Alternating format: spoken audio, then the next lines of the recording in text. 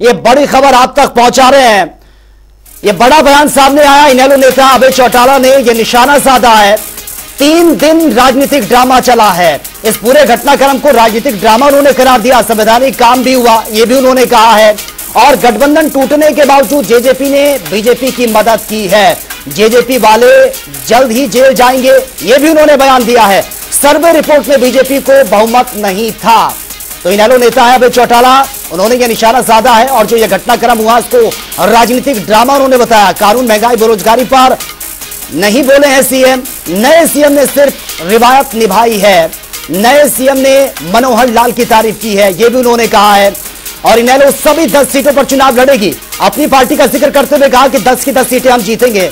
तो यह बड़ा बयान जहां पर नई सरकार को, नए मुख्यमंत्री को घेरते हुए नजर आए हैं अभय चौटाला। उन्होंने कहा कि जो भी यह घटनाक्रम हुआ, यह सिर्फ और सिर्फ 3 दिन राजनीतिक ड्रामा था।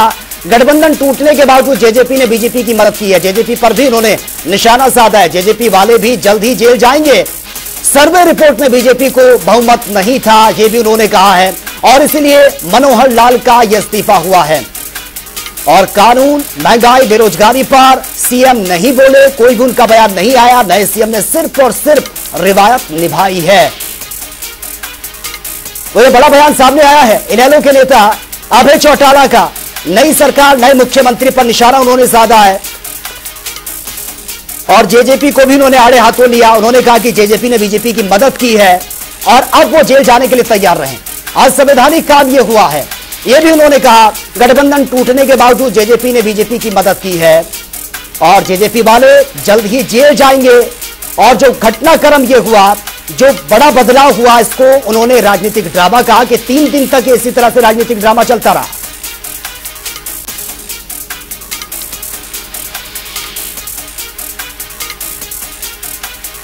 तो यह बड़ा बयान सामने आया है अभय चौटाला का। नए सीएम को, नई सरकार को जमकर उन्होंने घेरा है।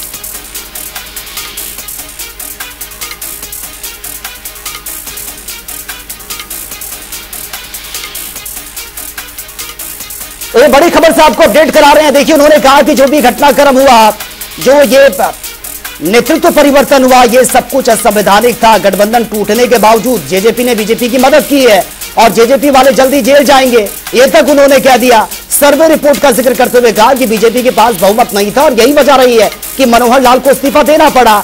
साथ ही उन्होंने नए मुख्यमंत्री नायब सिंह सैनी को भी आड़े हाथों लिया। उन्होंने कहा कि कानून, महंगाई, बेरोजगारी पर कुछ भी नहीं बोला। नए सीएम ने सिर्फ और सिर्फ एक रिवायत को निभाया है।